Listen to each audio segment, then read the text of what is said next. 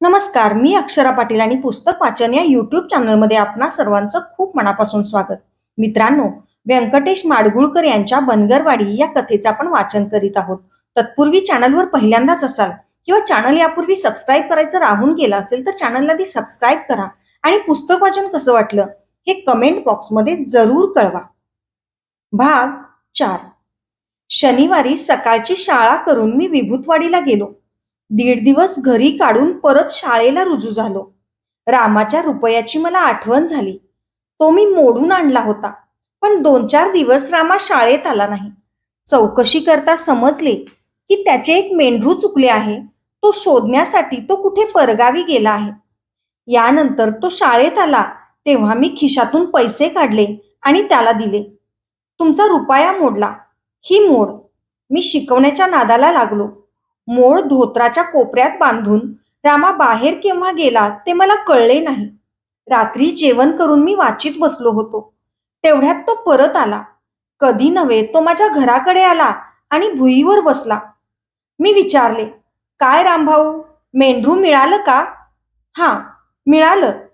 इथंच शेजारच्या वस्तीवर घावलं. मग 4 दिवस बरे लागले. पाहुण्याकडे गेलो होतो मेटकरवाडीला. मी पुढे वाचू लागलो. रामा बसला बसला आणि म्हणाला, मास्तर, माझ्या रुपयाची मोड कशी आणली? आणली एका वाण्याकडनं, ओळखीचा होता. ते नाही विचारत.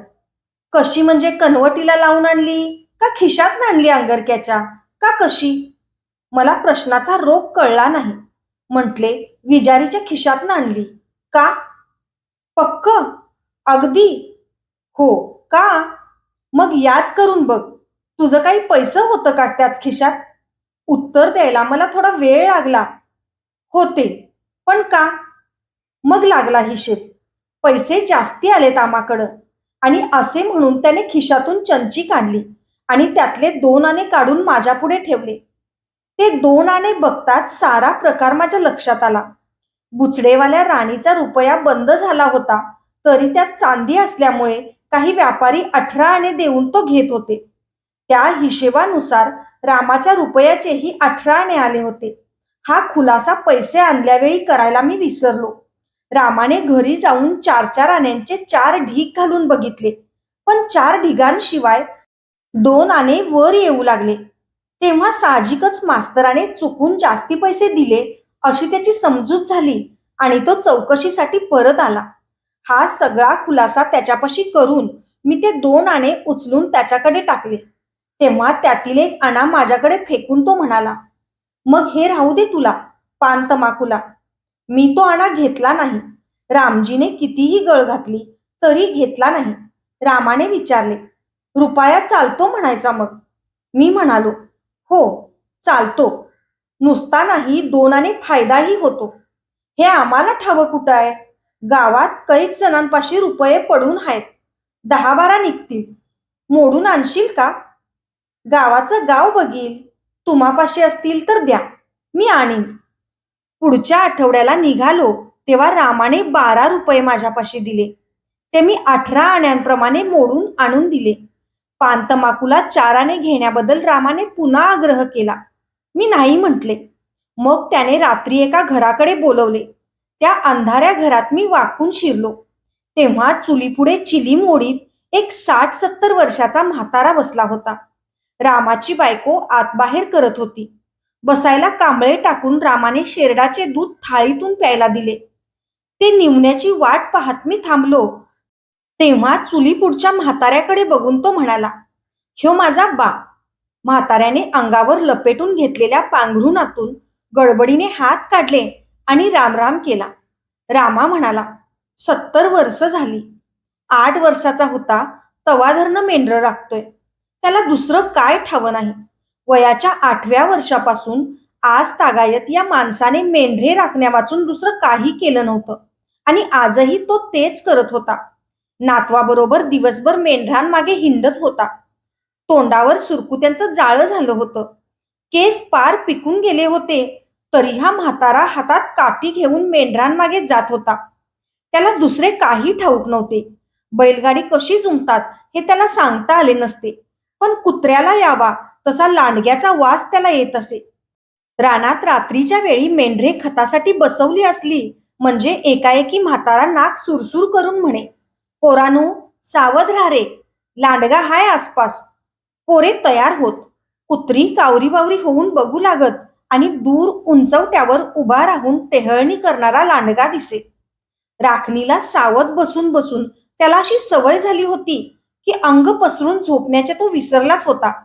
बैल, घोडा जसा बसल्या बसल्या झोप घेतो तसा हा म्हातारा बसल्या बसल्या झोप घेई. जमिनीवर आडवे पडण्याची त्याला मुळी गरजच वाटत नसे.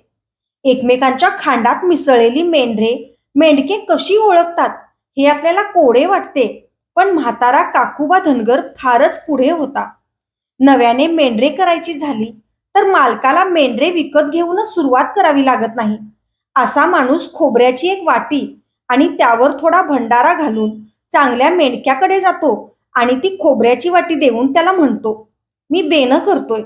मग तो मेंढका आपल्या खांडातील शेलके मेंढरू काढून तो मागणाऱ्याला मोफत देतो. अशी 10-15 मेंढरे मिळवून सुरुवात केली जाते आणि 2-3 वर्षात बियाणे मागणारा दुसऱ्यास बियाणं देऊ शकतो. मात्र बियाणे म्हणून आणलेली मेंढरे विकायची नाहीत, कापायची नाहीत हा नियम पाळला जातो. काकुबाकडून एकदा 2-5 मेंढरे एका परगावच्या इसमाने नेली. पुढे 1-2 वर्षांनी म्हातारा त्या गावी गेला तेव्हा त्या इसमाने चुकचुकून म्हटले, काकुबा, तुझी 4 बी मेंढरं मेली. मेली? त्यांची वाढ का काय? नाही, वाढ नाही, काय नाही, बिमोडच झाला. म्हाताऱ्याला हे खरे वाटले नाही. तो म्हणाला, तुझा वाडा मला दाखव. त्या इसमाने तो दाखवला. बराच वेळ मेंढरे बघत म्हातारा हिंडला आणि काही वेळाने त्याने आपल्या मेंढरांची संतती शोधून काढली. तो म्हणाला, ही 2 पोरं माझ्या मेंढीची आहेत. आणि ही गोष्ट खरी होती. खजील झालेल्या त्या इसमानेही ती कबूल केली. रामा बनगराने आपल्या बापाविषयी ही माहिती सांगितली तेव्हा मला नवल वाटले. मी काकुबाला विचारले, काकुबा, हे तुम्ही कसं ओळखलं? म्हातारा म्हणाला, त्याचं तोडगा असत्यात लेकरा. चेहरा, रंग, रूप कळल्याशिवाय कसं राहील? आता तू आहेस.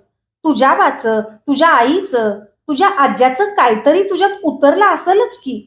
नाक म्हण, डोळे म्हण, काहीतरी सारखं असल. मग रामाने मला थोडं आत नेलं. दिव्याच्या प्रकाशात तो आत गेला आणि एक लहान मडकं घेऊन बाहेर आला. त्यात चांदीचे नकद रुपये होते, बुचड्याच्या छापाचे. मी बघतच राहिलो. या धनगराकडे एवढे पैसे असतील अशी कधी चुकूनही शंका मला आली नव्हती. रामा म्हणाला, लईंदी साठवत आलोय बघ. हे मोज आणि संघ घेऊन जाऊन मोडून आण. मी ते रुपये मोजले. 340 भरले. आकडा सांगताच रामाने तो मानला आणि पैसे बिनघोरपणे माझ्या हवाली केले. मास्तराने 5 रुपये कमी मोजले असतील किंवा एवढे पैसे मास्तर खाऊन टाकील अशी शंका त्याला आली नाही. मी म्हणालो, रामभाऊ, हे इतके पैसे मोडायचे, नवे रुपये तुम्हाला द्यायचे म्हणजे काही दिवस लागतील. तुम्हाला नड नाही ना? रामा म्हणाला, सावकाश मोड. महिना 15 लागले तरी हरकत नाही. मी उठून घरी आलो. मे महिना संपला आणि जून आला. उन्हाळा संपला, पावसाळा आला. इंद्रगोप दिसू लागले आणि मृग निघाला. आभाळ झाकोळून आले. स्वच्छ ऊन नाहीसे झाले. वारा सुटला. झाडे झुडे गदगदू लागली. धूळ माती चौफेर उडू लागली. आभाळाकडे बघून लोक म्हणू लागले, वारा पाऊस घालवील, पण तसे झाले नाही. सडासडा धारा आल्या. मृगाचा पाऊस बनगरवाडीला झोडपत राहिला. भटकी कुत्री भिंतीच्या आडोशाला उभी राहिली. लवकर उघडीप होण्याचे दिसेना. धनगरांची धावाधाव झाली. डोक्यावर रिकामे पोते घेऊन त्यांनी वाड्यात भिजणारी मेंढरे काढून झोपड्यात आणली. घरात दाटीवाटेने उभ्या राहिल्या मेंढरांनी अंगे झाडली. भिजल्या लोकरीच्या वासाने धनगरांची घरे दरवळली. सरीवर सरी आल्या. तापलेल्या जमिनीतून वाफा निघाल्या. धूळ उडाली, चिखल झाला आणि मग तोही वाहून गेला. खळे उघडे पडले. कुडाची शाकारलेली घरे गळू लागली. सुरेख सारवलेली जमीन ठिकठिकाणी ओली होऊन उखणू लागली.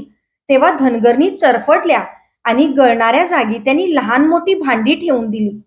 मेंढरांच्या धडपडीतूनही भरलेल्या भांड्यात टिबकणाऱ्या पाण्याचा आवाज कान किटवू लागला.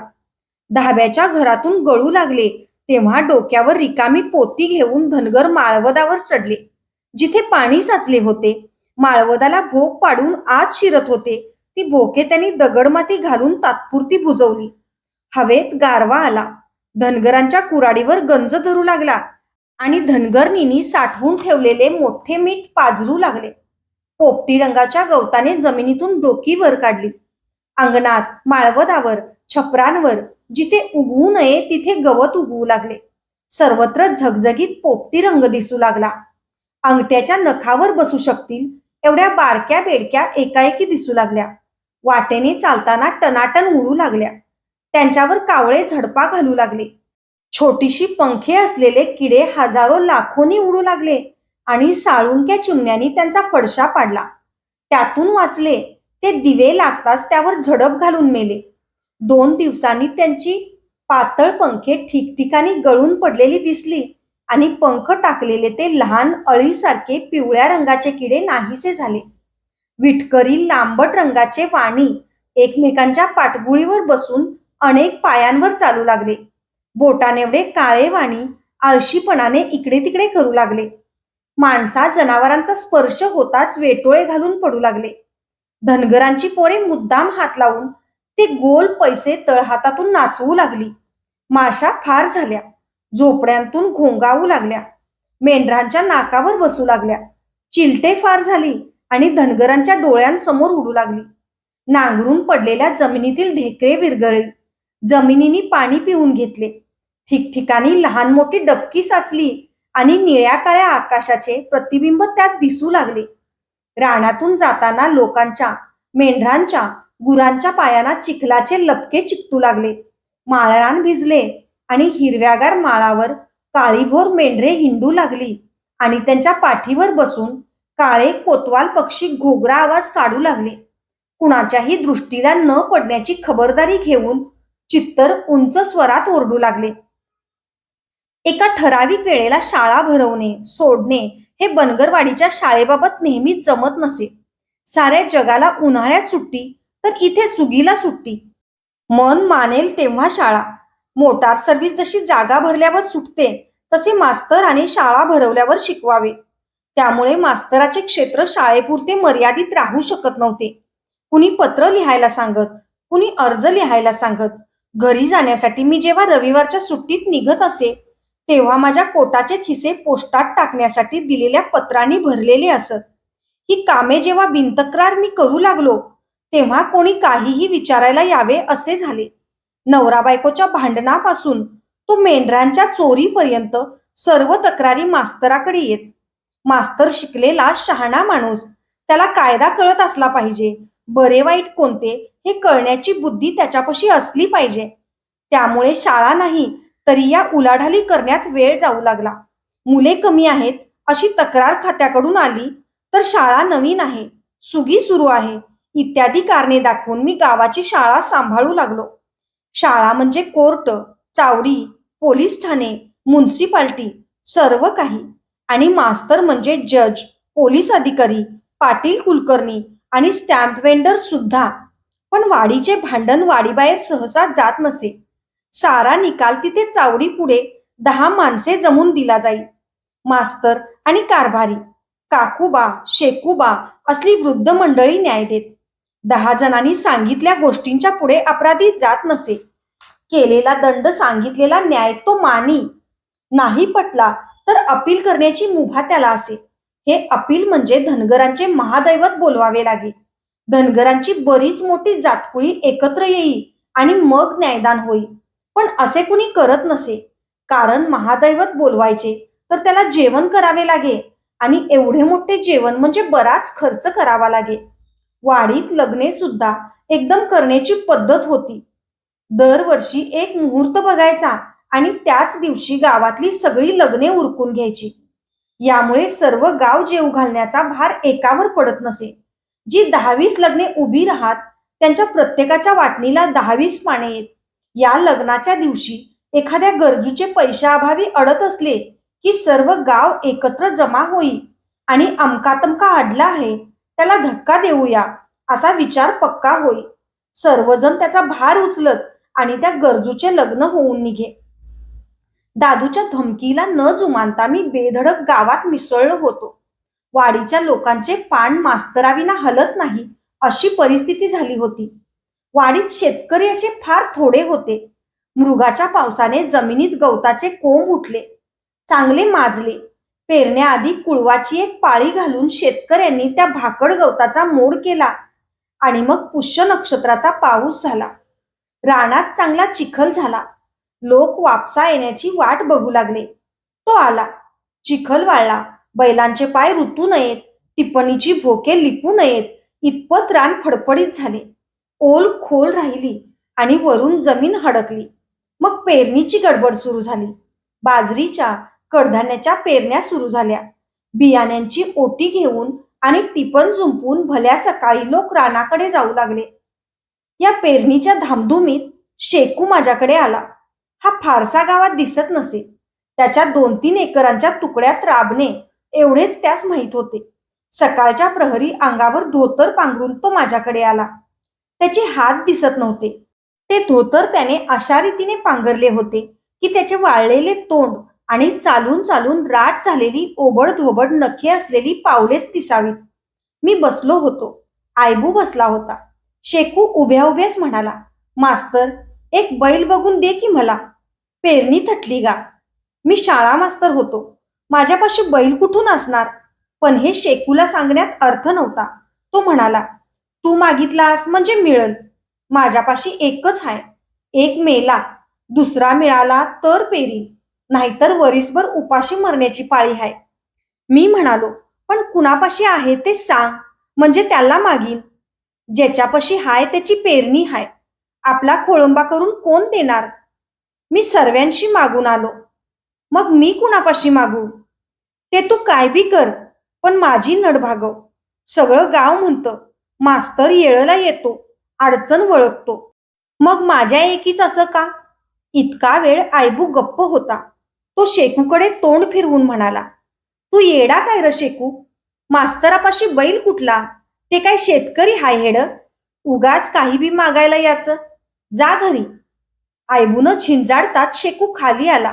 आपले चुकत तर नाही ना अशी शंका त्याला आली. घरी जायचंच, पर बघा की मास्तर जमलं तर. तो नरम येऊन बोलला. आयबू नेटाने उठला. त्याने शेकूच्या बावट्यांना धरून पायऱ्या उतरायला लावले आणि म्हटले, शाणाच हाय शेकू. मास्तरनी बैल काय कडसुरीला लावलाय? आणि काकुळती येऊन काहीतरी पुटपुटत शेकू गेला. परत येऊन आयबू म्हणाला, त्यांचं काय मनावर घेऊ नका मास्तर, ते उगीच भोळसट हाय. पण मला राहून राहून वाटले की गमभन लिहायला शिकवणे एवढेच आपण करतोय, पण यांची गरज वेगळी आहे. आयबूला कुटुंब पाहिजे, आनंदाला भाकरी पाहिजे, शेकूला बैल पाहिजे. 2 दिवस शेकू चोहीकडे फिरला, पण त्याला बैल मिळाला नाही. तो घरी जाऊन मटकन बसला. बायकोला म्हणाला, काय चालना माझं. शेकूची बायको गावातील सर्व धनगरणींपेक्षा मुंडा हात उंच होती. तिच्या अंगात ताकदही चांगली होती. शेतीची सर्व कामे ती पुरुषाच्या बरोबरीने करत असत. डोक्याला हात लावून नवरा बसला तेव्हा ती म्हणाली, कुणाकडे मागितला? सर्व्या गावभर फिरलो. बैल कोण देत नाही. मग हो, ह्या साली पोटानं मरायचं, उपाशी पाय घासून मरायचं. नवऱ्याचे हे बोलणे त्या बाईने ऐकले. त्याचे तेल संपत आलेल्या दिव्यासारखे डोळे बघितले आणि ती धीराने म्हणाली, उद्या पेरायचं. बैल ग, मी आणते. कुठून आणतीस? वाटेल तिथनं आणीन. तरी पण तुम्हाला का पंचायत? मी बैल आणीन. सकाळी उठून रानात जा म्हणजे झालं. बायको कुणाचा बैल आणणार याविषयी विचार करीत सकाळी शेकू उठला आणि टिपण खांद्यावर घेऊन एक बैल एका हातात धरून रानात गेला. गावाकडे तोंड करून बांधावर बसला. बायको येण्याची वाट बघू लागला. तासभर गेला आणि शेकूची बायको येताना दिसली. तिच्यापाशी बैल नव्हता. शेकूचं तोंड उतरलं. बायकोनं पैज मारली, पण तिलाही बैल मिळालेला नाही. आता पेरणी होत नाही. सर्वांची झाल्यावर बैल मिळेल, पण त्याचा काय उपयोग? पेरले तरी पीक मागास होणार, नीट साधणार नाही. वर्षापुरते धान्य आले तर उपासमार होणार. गाव सोडून रोजगारासाठी गावोगाव भटकावे लागणार. असा विचार मनात येऊन तो कष्टाळू धनगर दुर्मुखला आणि त्याची दणकट बायको रानात आली. का ग, मिळाला नाही बैल? न मिळायला काय झालं? जुपा टिपण. पर बैल कुठाय? हाय मी. एका बाजूला बैल जुपा, एका बाजूला मी रेटील. बायकोच्या या बोलण्यानं शेकू थरारून गेला. काय बोलावं हे त्याला कळेना. छा, असं ग कसं? पण त्या बाईने मनाची तयारीच केली होती. तिच्या शरीरावर तिचा विश्वास होता. कसं नाही आणि काय नाही, ती पण जुपा. नवरा जागचा हलत नाही, खाली मान घालून बसला आहे बघताच ती उठली आणि तिने बैल जोडला. एकीकडचे जू आत होऊन आपल्या खांद्यावर घेतले आणि ओरडून ती म्हणाली, हा, आवळा. मग मनाचा धोंडा करून तो दुबळ्या शरीराचा नवरा उठला आणि चाड्यावर मूठ धरून त्याने इशारा केला. बैल हल्ला, बाई हल्ली. टिपणींचे फण ओल्या मातीत घुसले आणि जमीन फाडत चालले. शेकूने बाजरीची मूठ सोडली. पोकळ बांबूतून दाणे खाली उतरले आणि त्यांनी जमिनीवर उड्या घेतल्या. अंगच्या बळाने शेकूची बायको बैलाबरोबर टिपण ओढत राहिली. सकाळपासून दुपारपर्यंत शेकूने पेरले. मग धापा टाकणाऱ्या बायकोने आणि त्याने बसून मुकाट्याने भाकरी खाल्ली. शेकूला काही बोलणे झाले नाही. बायको काहीतरी बोलली, पण पुन्हा दोघांनी मिळून रासनी केली. म्हणजे कुळव फिरवून उपडे बी मातीखाली झाकून टाकले. संध्याकाळ होईपर्यंत 2 एकर रान या तिघांनी पेरून टाकले. सूर्य मावळला तेव्हा दमगीर होऊन तिघेही परत घराकडे आले. ही बातमी गावात कळली तेव्हा सर्वांनी नवल केले. त्यात कौतुकाचा, आश्चर्याचा, क्वचित कुचेष्टेचाही भाग होता. रात्री शाळेकडून घराकडे जाताना शेकूच्या घरापुढे मी क्षणभर उभा राहिलो. अन चिमणीच्या प्रकाशात शेकूची बायको भिंतीला लागून पालती पडली होती आणि तिच्या पाठीवर उभा राहून शेकू तिचे अंग तुडवीत होता.